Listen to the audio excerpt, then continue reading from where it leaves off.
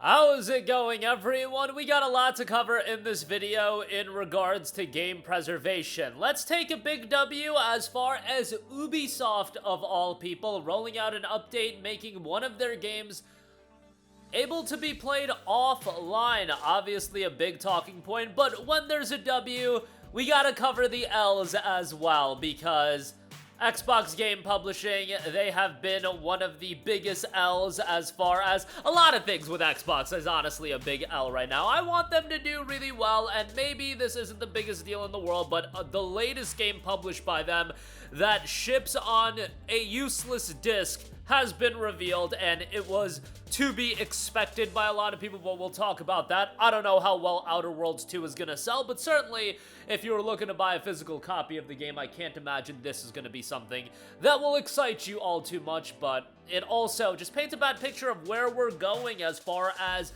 mandatory downloads, and this one, much like Doom the Dark Ages, shipping on what is essentially a worthless disc. We'll talk that at the end of this video, but first of all, The Crew 2's hybrid mode is now available. Play your way online or offline with the latest update, and look, we all like to crap on Ubisoft. It's very easy to crap on Ubisoft. I've done my fair share of crapping on Ubisoft, but I will give them the small W when it is earned, and maybe EU consumer protection laws had something in play here. Maybe the fact that the vitriol tied to The Crew 1 shutting down and that game pretty much being worthless, a coaster, has led them to add a hybrid mode to The Crew 2. Ubisoft, would they have done this out of their own volition? Absolutely not. We all know this, but when there is pushback on something and something gets done about it, I do want to celebrate that. Hey, there are so many times where we get upset about various things in gaming, but this year, we've taken a couple of W's. The Crew 2 hybrid mode, and we'll talk about Outer Worlds 2,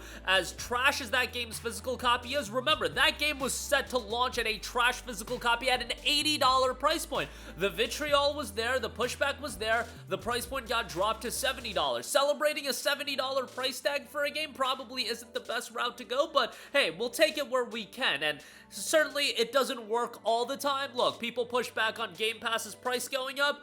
Is Game Pass's price gonna stay the same? It doesn't look like it is, but, you know, it is what it is. We'll take the W's when we can get them, and a publisher like Ubisoft, I think, has a lot of work to do. They don't need to, I shouldn't say need, they don't need to do anything, but it would behoove them to try to repair and restore as much consumer goodwill as possible. And if you really look at what they've been doing, some of the things they've been doing over the last year, they have been, in my opinion, trying to rebuild some of the goodwill. On PC, they're now releasing their games on Steam. They're adding Steam achievements. Assassin's Creed Shadows, they eliminated the $130 Ultimate Edition, and as trash as the DLC is supposedly is, as mid as it supposedly is, I should say, they baked it into pre-orders of the game, and if you just pre-ordered Assassin's Creed Shadows, you got the DLC again. Think what you want about Shadows fundamentally as a game. You can only do so much overnight in terms of altering a game. You really can't do all that much. Like, the decisions with AC Shadows were made, but the decisions they made over the last year, again, releasing their games on Steam, doing away with at least that game's $130 nonsense edition, and now adding a hybrid mode for Crew 2, adding an offline mode, these are small steps. Let me reiterate, small, very small steps. There is a lot that needs to be done, and there was a time in my life growing up where an Ubisoft was heralded as one of the better publishers in gaming with their work on Splinter Cell, with their work on Assassin's Creed, and the consistent game releases on that. Remember, if you were around in the early 2010s when Watch Dogs 1 was revealed, that game had so much buzz, so much hype for a new IP from Ubisoft.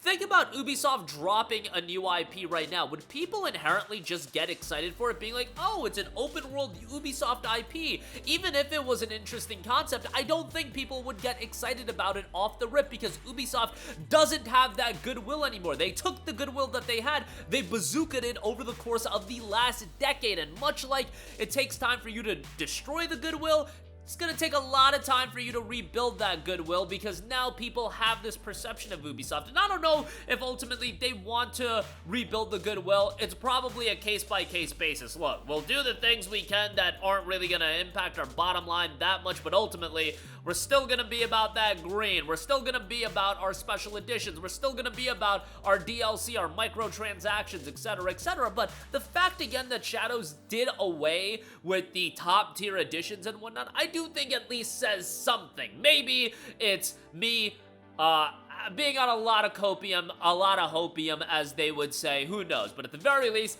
in a vacuum, I would say that this is a big W.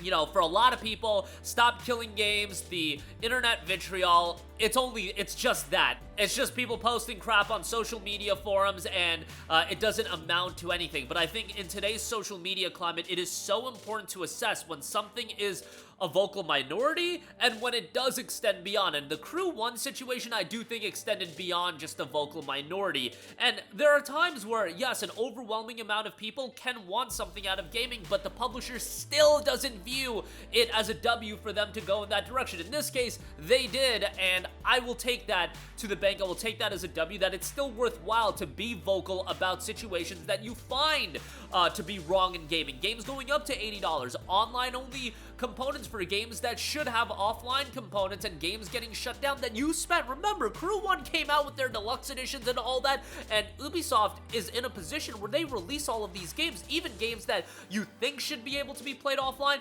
They'll have microtransactions, they'll have in-game purchases. What happens when they shut down those games?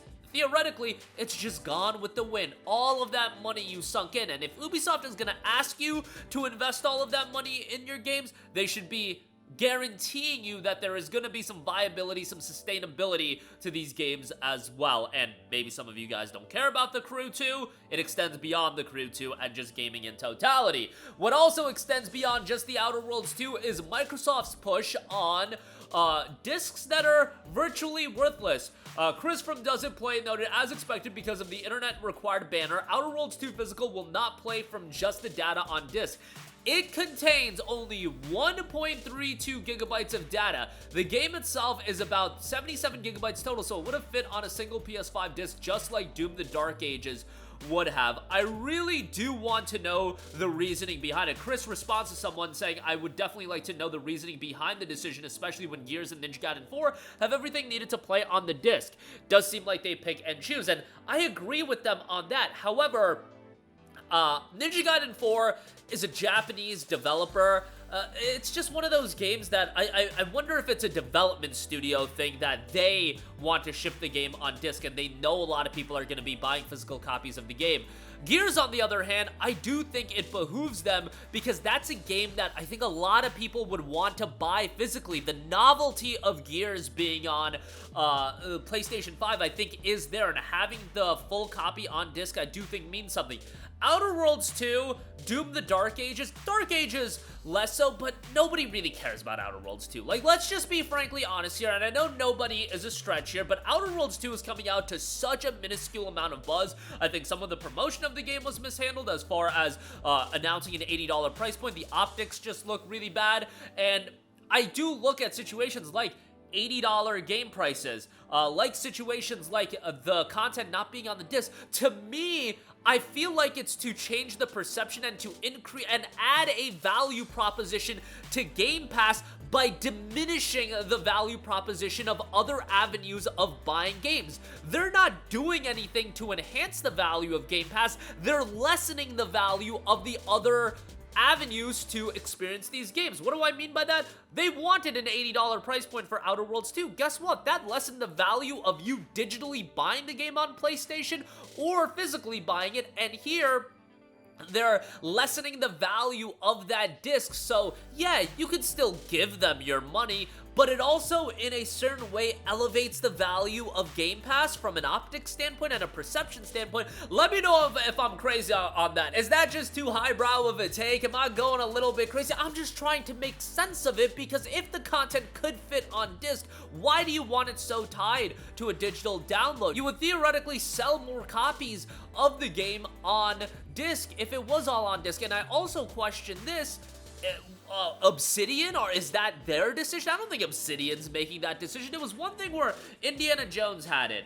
Doom the Dark Ages had it, and I was like, okay, those are Bethesda titles. Maybe Bethesda has this MO with their games coming out, but Outer Worlds 2 is Obsidian like, we need our games on download. The disc is only gonna have 1 gigabyte. No, it seems like this is becoming more and more relevant across the board with a lot of these games, and I'm interested to see how Microsoft Flight Sim is handled as well. I'd be hard-pressed to believe all the content of that game is gonna be on disc, but in the case of Outer Worlds 2, 1.3 gigabytes, like, that level is damn near insulting, and I have been on a kick. I talked about it a little bit recently that I've been wanting to get more physical games. I don't know why, just something. I sat down one day, and I'm not old per se, but getting older, I'm just like, man, I'm building my digital libraries, but what does that really mean at the end of the day? And I know what people have been making this point for seemingly years, but I never really sat down, and it's not like this was a 1-hour internal monologue, but the thought had been creeping up on me more and more. It's just like,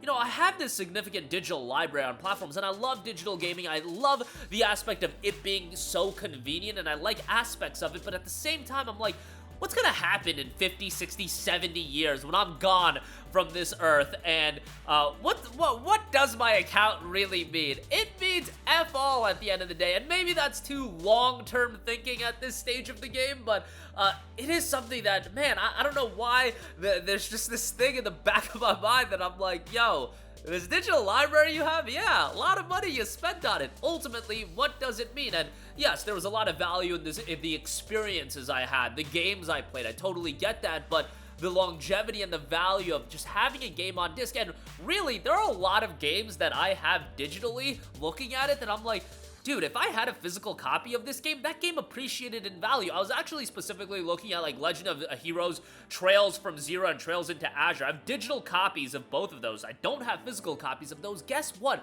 Both of those games sell for a premium, and it's like, those games are much more expensive now than they were at launch, and my digital copy, it's just digitally on my console forever. If I had physical copies of that, guess what? Those would be pretty valuable, and it's just something I think about a little bit more these days that a lot of people have been thinking about for years and years now. I'm late to the bandwagon on this one, but certainly something that I've thought of. And guess what? Just to show my support, I did buy a physical copy. With my own money, I bought a physical copy of Ninja Gaiden 4 because I wanted to show support for that, because I do think that means something. Also, I'm like really excited for Ninja Gaiden 4, but nonetheless, not to go on a tangent on that, but I do, this is something I think I'm going to talk more about, because I've thought about it more over the last probably couple of months, but more recently it's been a lingering thought more and more, and really it's been a discussion for the last couple of years, and certainly I've been talking about it, but it hasn't meant as much to me as a lot of other people for so long, and I think I'm finally on that bandwagon where it does mean a lot. I'm still going to be doing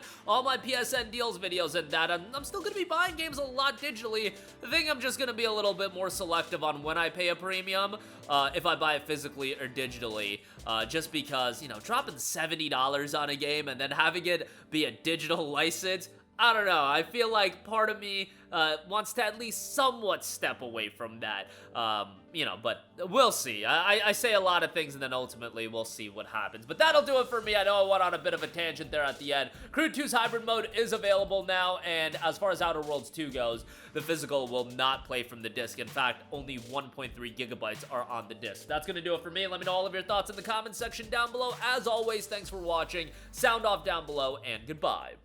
Hey guys, we hope you enjoyed the video, and if you did, make sure to hit the subscribe button, and if you're already subscribed, do us a favor and hit the bell icon. This way you'll be notified whenever we post a new video. That's the best way to keep up with all of our uploads, and we usually try to upload 2 videos a day. And with the bell icon hit, you'll be notified whenever we do upload a video. As always, thanks for watching.